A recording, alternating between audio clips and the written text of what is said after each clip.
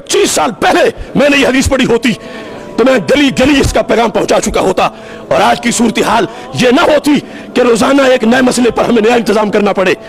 मेरे आका अलैहिस्सलाम ने जब खत्म नबूवत के लिहाज से मुस्तकबिल को देखा और निजाम अता किया तो निजाम में आपने क्या फरमाया? फरमाया लयंतकिदन्न और अल इस्लाम और वतन और वाह, फरमाया एक एक करके इस्लाम के कड़े टूटेंगे, एक एक करके क़यामत तक की हालात बताए। फरमाया मेरी उम्मत में तुम्हें बताता हूं पहले ही ना टूटने दो ताकि आगे सब महफूज रहे।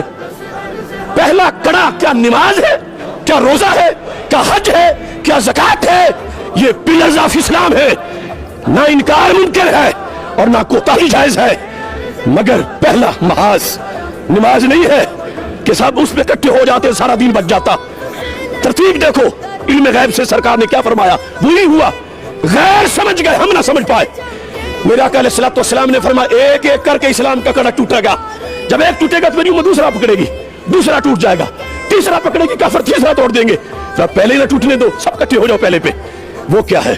लफ्ज़ सुनो, फरमाया अव्वलहुन्ना नक़दन अल हुक्म, फरमाया वो कड़ा जिससे पूरा दीन बचेगा।